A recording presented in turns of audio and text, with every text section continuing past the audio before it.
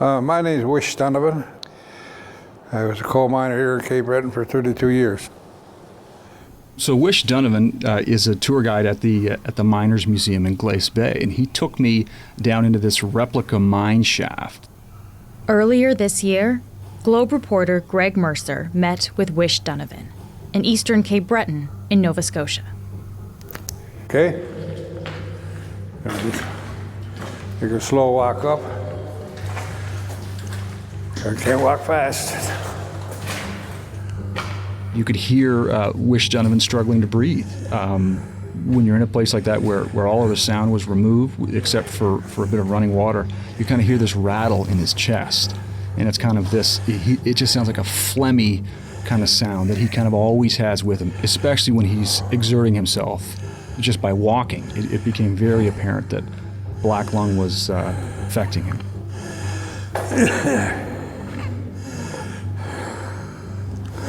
Certainly take a break if you need one. I'm gonna have to take a break in a minute. Yeah. You want a guy with the black lung? Well, you got the original deal. Black lung is also known as pneumoconiosis, and it's a terrible disease. All right? It's up, listen, it's up to you. Yeah, I don't...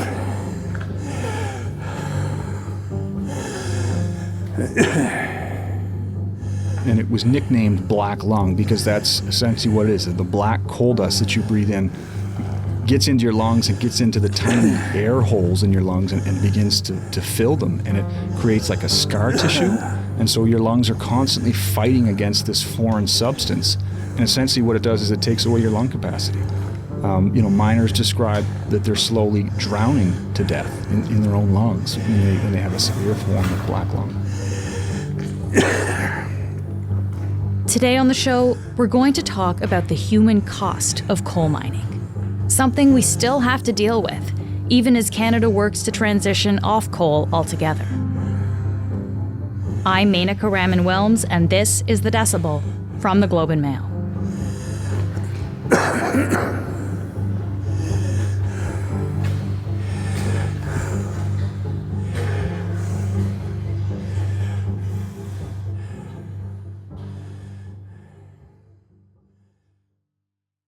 Greg, thank you so much for joining me in studio.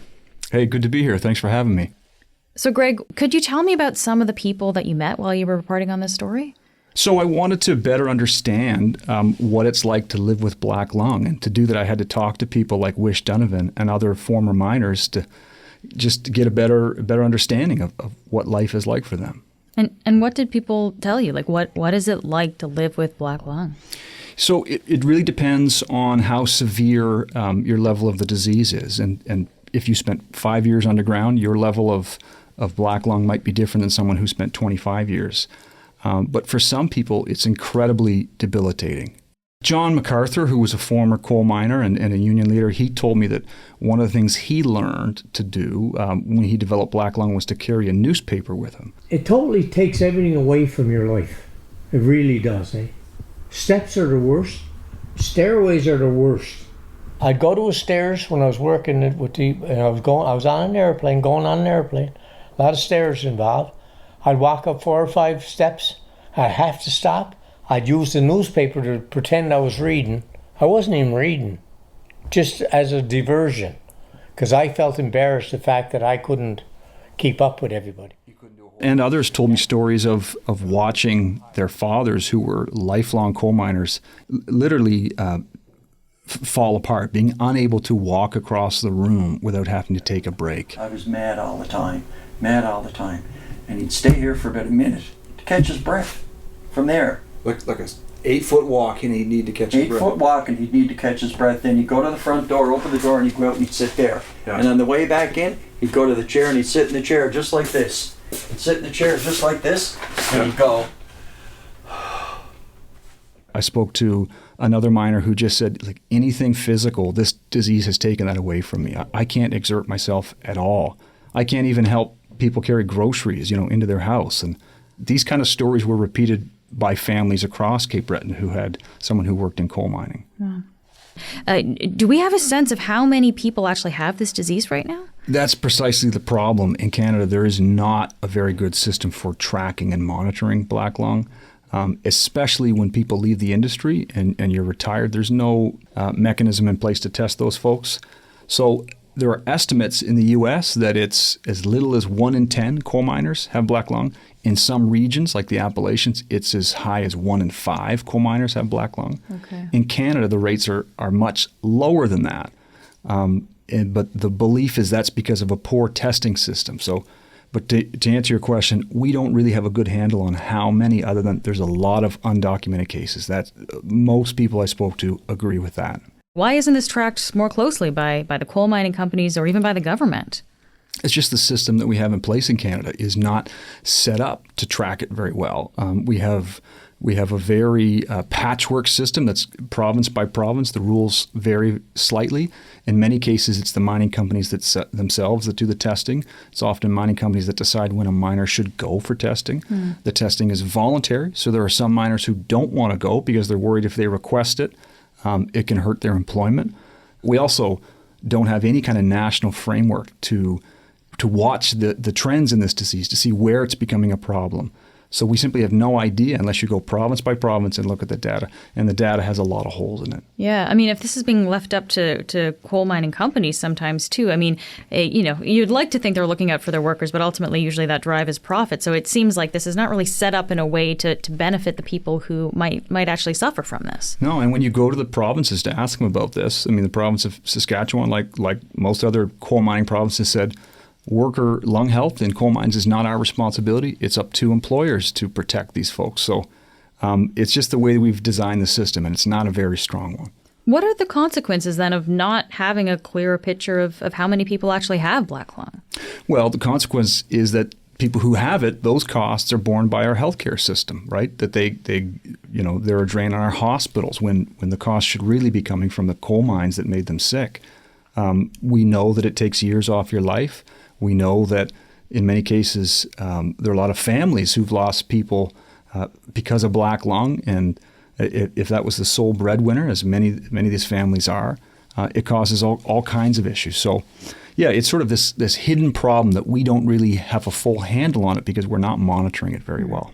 So, I mean, it sounds like this, their suffering here is really quite invisible in a way. It really is. And I think that for a lot of these former coal miners, it's not even about the money that they could get from compensation, which isn't a lot. They just want to be counted. I think it's important to them that their work is not forgotten, that coal mining really fueled a lot of Canada's growth for a very long time.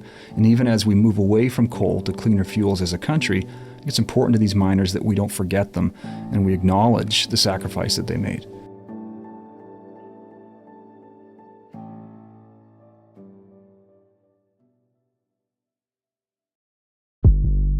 We'll be back in a moment.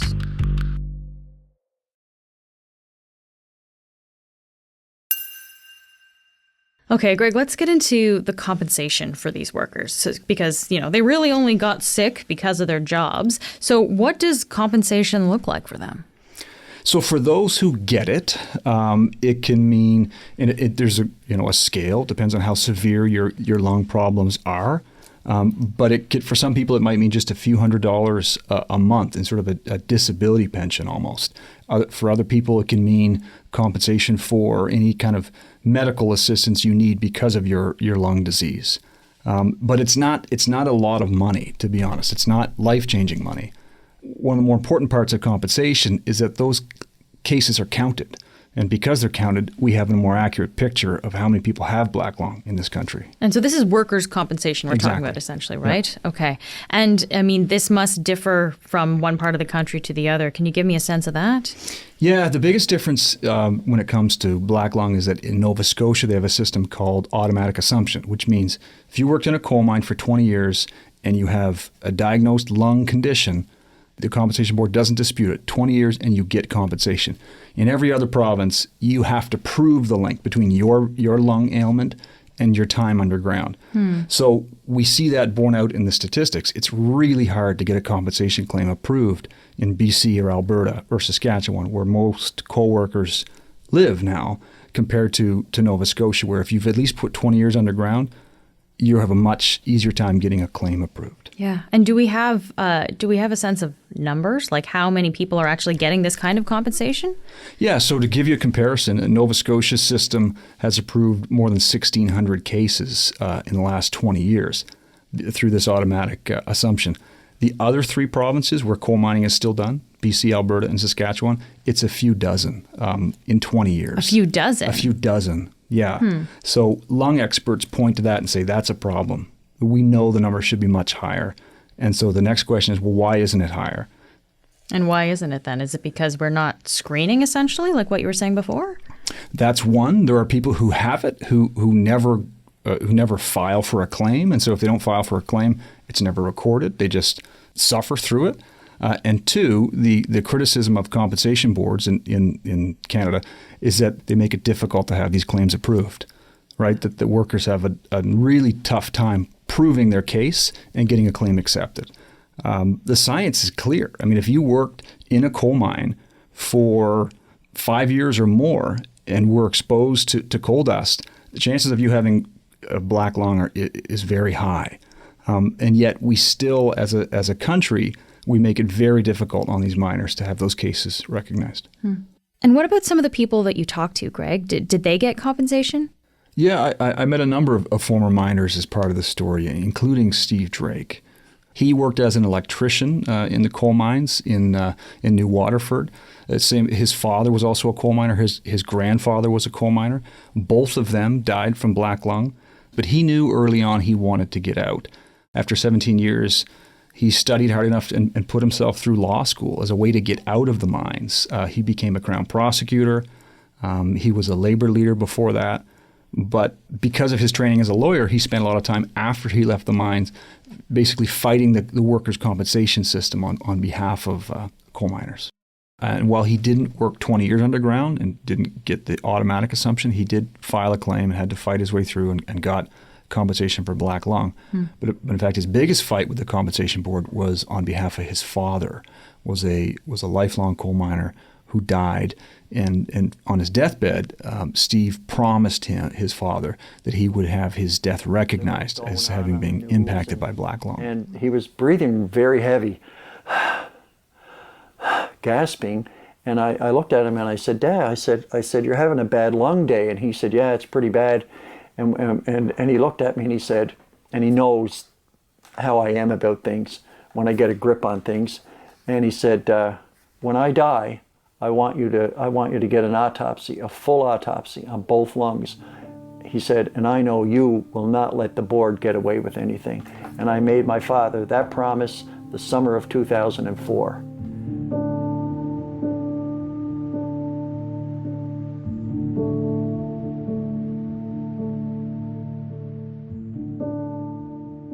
When he died, the compensation board said black lung played no role in his death. And so Steve spent years, and I think it was something like 10 separate levels of appeal to finally get the compensation board to acknowledge, yes, black lung played a role. It took 2,109 days until I finally got the Workers' Compensation Board to admit that my father's lungs were a contributing factor in his death. The Nova Scotia Health Authority, they admitted that there were errors made. Most people don't have the time or the energy to go through that to get these cases counted. They simply give up. So, I mean, it sounds like this is actually really difficult for workers to get recognized that they have this, and then also to actually get any kind of compensation for the fact that they have this. This might be an obvious question, Greg, but like, why don't the miners just sue the coal mining companies and you know get some compensation that way? It's a really good question, but the situation in Canada is that when we created workers' compensation more than a century ago, the big trade-off was that we took away workers' rights to sue their employer if they were injured on the job. When we created that system, it was never anticipated that we would have this whole new raft of problems related to disease, not necessarily falling off a ladder or getting hurt on the job, but getting an actual chronic disease as a result of your work. And we've been talking about Nova Scotia in particular for a lot of this. What does the Nova Scotia government say about this? So, I mean, they are quick to celebrate their automatic assumption program, which, you know, you have to acknowledge that certainly it's compensating far more coal miners than any other part of the country. And Nova Scotia has also spent years trying to repeal the 20-year cutoff because it costs them a lot of money. I think they're aware that the legacy of coal mining is pretty grim in their province, but there's also a hesitancy to make big changes because this costs them money. And no province wants to be known as the place that's really hard on mining companies because that's bad for business. So there's a lot that needs to be fixed here, from tracking how many people have the disease to improving the system to get retired miners some benefits. But let's talk about, not getting black lung in the first place. How has safety changed around that? Well, that's the thing. I mean, since the 1970s, at least, we've known how to prevent black lung. I mean, it's not a secret. We need to monitor air quality, and that technology has been around for a very long time. And we know what the tipping point is. When dust particles become too dense, that's when we're supposed to do things to improve ventilation. So you improve ventilation, you monitor the air quality, and you make sure that workers have masks. Those are three things that mines have been able to do for decades. The problem is enforcement. So I guess why is there no enforcement then? This seems like, stuff like wearing a mask, that seems like a fairly easy thing to do. How come this isn't happening necessarily? I think the mine operators know that the provinces are frankly not looking. They're not watching. And so a lot of things are happening out of sight. We also have a problem where when a mining inspector is going into a mine, they will alert the mine in advance. And so the mine can clean up its operation before the inspector arrives. That kind of stuff needs to stop if we want to get serious about protecting miners.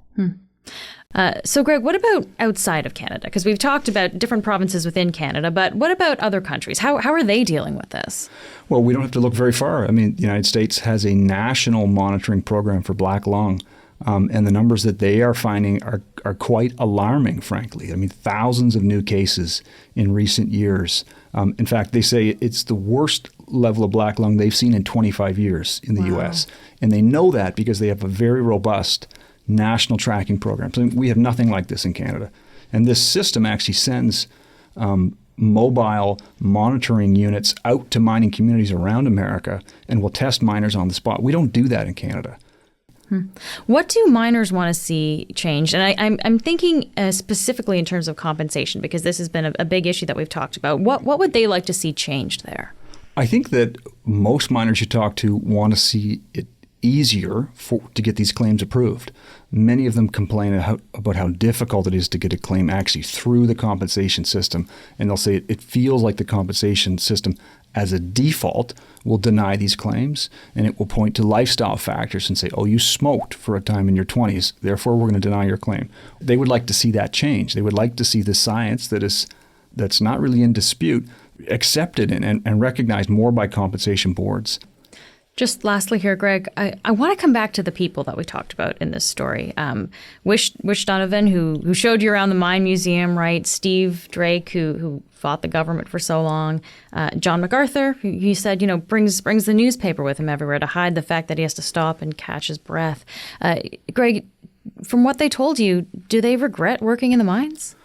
Wish doesn't regret the time that he spent underground. Do you look at it differently now that you know what it did to you? When you think about what it's done to your body and your lungs? Yeah, I think about it, but like I said, I'd do it again, but I'd probably look for a better job, Yeah.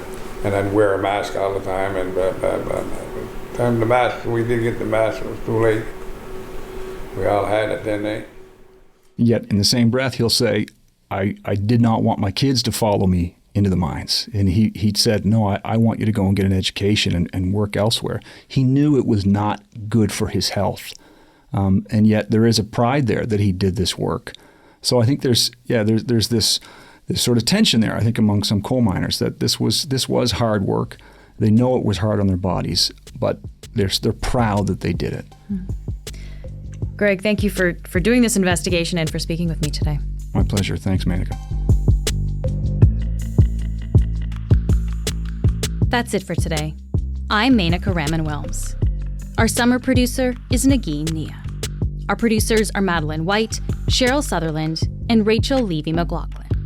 David Crosby edits the show. Adrian Chung is our senior producer, and Angela Pacenza is our executive editor. Thanks so much for listening, and I'll talk to you tomorrow.